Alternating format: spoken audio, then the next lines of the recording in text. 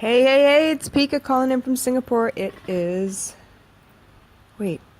Okay, yeah, it's Tuesday night.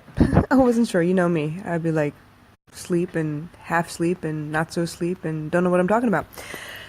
Okay, so Tuesday night. Today I was supposed to go into Growth Tribe, but they canceled the meeting on me just because there are a couple of the things that they need to get done first. So I focused on a piece by Neil Patel that kind of teaches me how to work on content marketing. So that was a lot of reading. It's really hard because I'm pretty sure I read the same page like 27 times before I got to the next page. Just a little distracted lately. And I want to talk to you about that actually. So the episode is called The War Within, mostly because there are a lot of things that we bite our tongue about, okay? Me in particular. I was having a conversation with my brother yesterday, and we were talking about how, in general, because I am comfortable with him, because there are no pretenses between us, there's nothing I have to worry about, is he going to get offended if I say this or say that? I can just totally be myself, and me, unfiltered, is very emotional. Am very emotional. What is that? I am very emotional, okay? I don't mince words for nobody. For the most part. Unless, of course, there are extenuating circumstances, I don't feel like pissing you off and dealing with the whiplash that comes afterwards. But yeah, so I was talking to him and I was telling him about a situation that I'm quite unhappy about. I kind of go, it's like a roller coaster at the moment. Sometimes it's really good and sometimes it's not, and sometimes I can handle it and sometimes I can't. So it's been a little bit of a roller coaster, and I wasn't sure what to do or if I was going about it the wrong way or what. So I needed my twin to kind of help me out. So I called him up and, he was like, you know what? I am amazed by you. And I was like, wait, which way are you going with this? He goes, I am amazed by you because you are not the kind of person to bow down to anyone. You are not the kind of woman to hold your tongue for anyone. You are not the kind of woman that if you are pissed off, you don't let loose on whoever it is that you're pissed off with. And I was like, okay, so what you getting at? And he goes, why are you doing it this time? Why are you holding your tongue? And I said, well, for one, I'm not at that comfort level with this person. For two, I'm worried that if I really speak my mind, they will disappear. He was like, all right, fine, yeah, I guess I understand. But still, you're not doing yourself any favors. And you know what? He's absolutely right. The world does have good people and bad people in it, okay? The world has regular people in it that have good sides and bad sides to them. It just depends on which angel wins out at the time, right? But the world is not going to hell in a handbasket because the bad guys are winning. The world is disintegrating. It's like descending into chaos because good people are biting their tongues. Why? Because they value one relationship or two relationships above everything else that's going on. Why? Because they don't feel like getting into the process of, fighting anything because they don't want to lose what little they do have. Good people out there see stupid shit happening and are turning a blind eye. And that is why we're descending into chaos. I saw, I was walking, it was Amokyo Hub, and I was walking towards the NTUC FairPrice, okay? And as I was walking along with my daughter, she has my hand. Every time we go anywhere, she has to hold my hand. Why? Because I'm paranoid, and I love her, and I can't be without her. So yeah, I need her to hold my hand. It's a comfort thing for me. And plus, I need to know where she is. Okay, so she was holding my hand, we were walking along, we're talking or whatever, and then all of a sudden, right in front of us, this little boy comes running out of nowhere, and he's like laughing and joking and running around, but I'm looking around, I don't see a parent in sight. It's a little Indian boy, and I'm looking around, and I don't see any Indian people anywhere near, besides me. So I'm over here like, yo, where is this child's parent? What's going on? How is he running? And plus, he don't have any shoes on. I don't know what's going on, but he's like just running rampant by himself, and I was like, where is his parents? I stopped and I looked at him, and the minute I made eye contact, I guess he got nervous and he ran back to wherever his parents were. Like I could see them all of a sudden. All of a sudden I did notice them. And I was thinking, wow, like seriously? They let their kids run around like that? But more importantly, I also noticed no one else stopped. Not a single other person stopped to find out, hey, there's a parent close by, right? Everybody else went along their business, like not paying attention, just kept on going. And you know what I've realized? Back when I was growing up, that wasn't the way people lived. That wasn't the way people reacted to stuff like that. They see something out of place, they felt a moral obligation to get up and check it out. They see some kid crying and they felt a heartstring pull or something and a moral obligation to get up and check on that child. If they saw some child running up and down the damn, the hallway in front of a store without a real adult that looked like they belonged to each other, like anywhere nearby, they would probably stop and watch, as I did, before they reached out to say something to the child to make sure the child was okay. Now, obviously, this child was laughing and carrying on like nothing was wrong anyway. But the fact remains, I didn't see an adult anywhere close by, and I got worried. I'm hearing about Amber Alerts all over Hampton, okay? I'm hearing about this child was kidnapped. I heard some whack-ass story about some parent had punished their 3-year-old and made them stand outside the front door and then got upset the fact that they disappeared. What is wrong with you? Are you crazy? A 3-year-old, man, come on. Do they really need corporal punishment like that? That's cruel, unusual, it's unfair. What are you teaching that child? Ugh. So bottom line is, if you hold your tongue, if you don't speak your mind, do you realize how much energy you take up afterwards worrying about why you should have or shouldn't have, or, what you let slide? I don't know about you. Maybe y'all are numb or something. I am not numb. Whenever I hold my tongue, it bothers me. It pisses me off some more. And then I start wondering about whether I'm competent at all or not. It starts a war within myself. And yeah, I might be trying to keep the peace on the outside, but damn, I got all kinds of craziness to deal with on the inside all of a sudden. And no, I'm not saying go be selfish, put your peace first. But I am saying, well, is it worth it not to say something? Am I being smart? Am I being tactical by not saying something?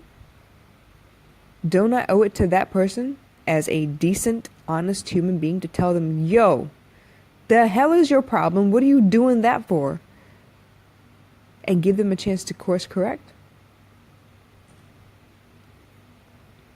That is something I did with my marriage. I did. Anytime something bothered me, I kept it. And finally it becomes something that I could not say anything anymore. And I justified it to myself like, no, but if I tell him, then he has a chance to correct it at least before I walk away. So it became like that. I started telling him what was wrong. And depending on his reaction or whatever, I'd either tell him a second time or just never tell him again and get up and walk away. But don't you owe it to them to give them that chance to change? Maybe they are dense. Maybe they're thick-skinned. Maybe they're completely stupid and don't get the whole damn picture. Maybe you need to tell them.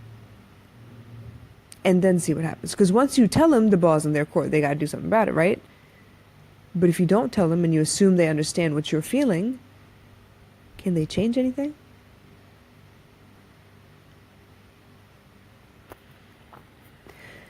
It's not worth it to experience war within your own mind. That's too much drama. That's too much noise. You got enough shit to worry about, like what to eat for lunch. And maybe if you need something sweet after lunch, because, sweet things are good.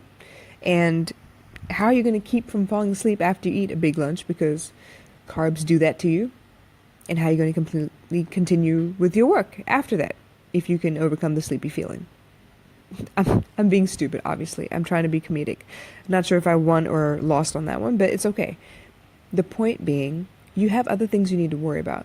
Do you really need added noise inside there? Shouldn't you be removing as much clutter and static noise as you can so you can have an easier time listening to your intuition and doing the right thing?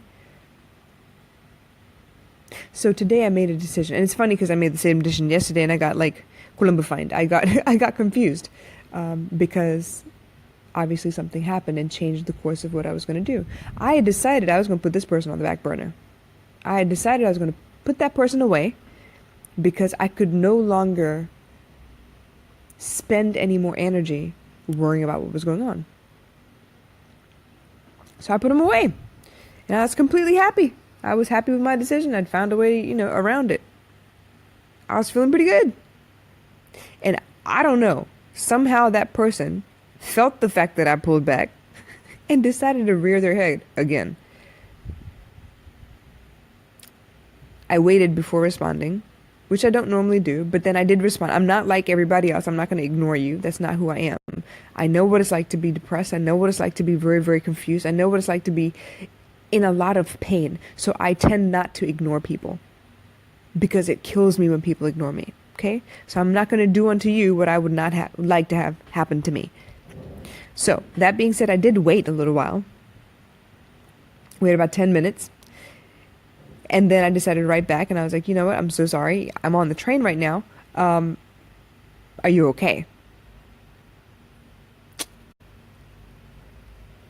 And that character ghosted on me again. Till now, I still have not heard from this character. Brilliant, right? But guess what? Whether that person is upset about having heard from me, not having heard from me, whatever, I'm upset. And it's running through my mind constantly. And I don't need this kind of noise. So I started a war within myself. Why?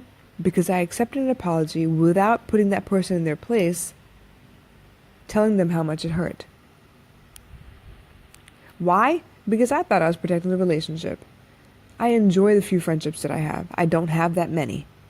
I have a lot of acquaintances. I've had a lot of people who were close to me at one point or another in my life and then have moved on with their life, which is fine. We move in different directions. I'm not going to be in the US forever. I might not be in Singapore forever. But we move in different circles. We move in different directions. And, your life path will take you away from mine. But if we're actually really good friends, we could pick up no matter where we are. No matter how much time has passed. And we'll be like, nothing ever changed. But yesterday, I accepted an apology without putting that person in their place. And somehow, I wound up back at square one. Even though, like I said, yesterday I'd made the decision to put them behind me. Because I could not afford to spend that kind of energy in an unproductive, destructive manner. And here I am again, doing the same thing. So I am right now consciously making that same effort one more time. If the opportunity should present itself, I will speak my mind. Because like my brother said, it is absolutely true, I don't hold my tongue for anyone. And yes, most times it's because I could care less if you're my friend or not. And in this particular case, I care. I care a lot. But like I said, I'm not in that comfort zone like I am with my brother, where he knows me backwards and forwards. He knows every scar. He knows every scratch. He knows every birthmark. He knows everything. He knows everyone I ever beat up. Everyone who ever bullied me. Every time I stood up for both my brothers. Every time that I had to escape and leave the world behind for like a couple of days, he knows every story. So I was comfortable with him. And he and I will have knockdown, drag out conversations. Like, we will argue until he grits his teeth and pisses me off because I can hear him gritting his teeth and I'm just being, irritating like I can be and playing the devil's advocate, which he hates. And by the way, he does the same thing to me. But we get on each other's nerves. But I know at the end of that conversation, once I've gotten all my nonsense out of me, and we've gotten to the point of the damn conversation, I know he's got my back. Just like he knows I got him. So I don't feel threatened by opening my mouth in that relationship. And for people who barely know me and people who really don't matter to me, I could care less if you get your feelings hurt when you talk to me. So I don't mince words. Now, coming into a coaching situation, I have to mince words a little bit more because I don't need you to concentrate on what I said. I need you to concentrate on what you're going through and what you're about to do. But like I said, It all depends on my comfort level with you. The kind of character you pull out of me really depends on you. But I think I'm finally at the decision not to hold my tongue and create more war for myself.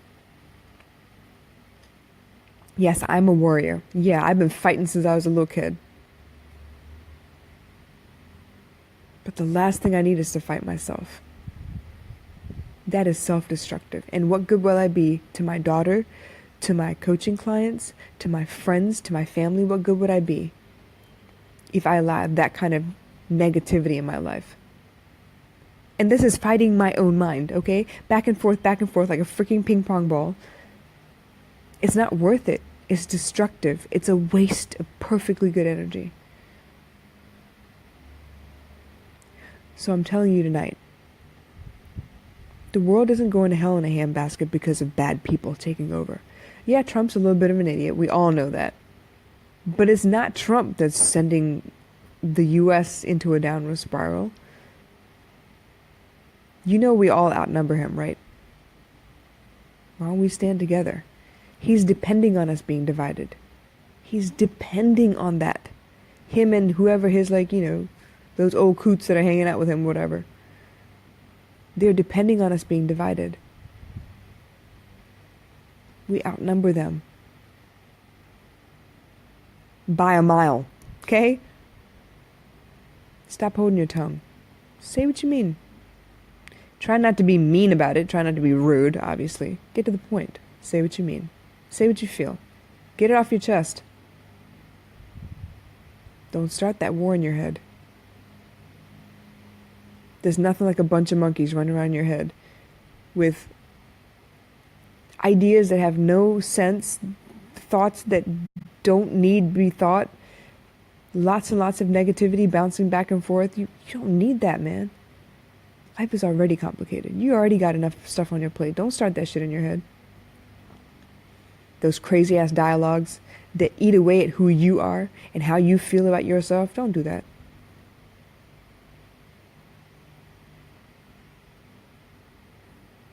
Focus your energy. Say what you mean. Get it off your chest. As simply and as precisely as you can. Just get it off your chest. You are hurting me by doing this. It upsets me when you do this. It hurts to be ignored. I don't like it. Keep pushing me away, and I'll get used to where I am.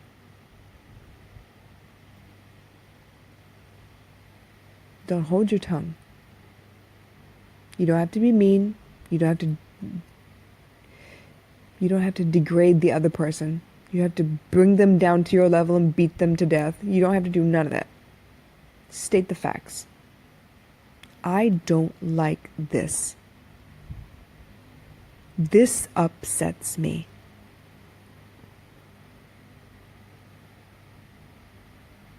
All right, you guys. So, kind of sober moment today. But I'm telling you, I'm having a go at it. It's difficult. But just like you choose to love someone over and over again, excuse me. Just like you choose, right? In a marriage, you choose every day. I'm going to love this person. I'm going to take care of this person. I want to be in this person's life. You try every day. Just like that, you need to do the same thing for you. I saw a quote today that says, you need to treat other people well. It was like a question posed to someone. I don't remember the details. But basically, the other person responded in kind by saying, what others? If you treat everybody as if you would treat yourself, as if they were an extension of yourself, you would treat them kindly, right? You would take care of them, right? So yeah, what others?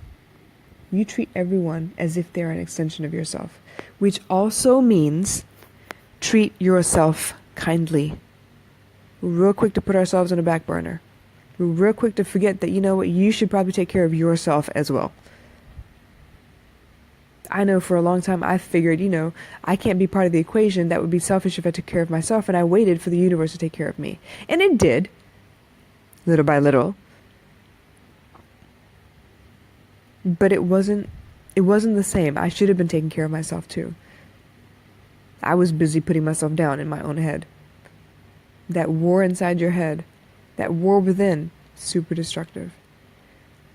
Say what you mean, be precise, don't be rude. You get what I'm saying? Can you dig it? Alright. Well, hopefully more levity tomorrow, okay? But for now, I'm going to sign out, and I'll catch you tomorrow night. Bye.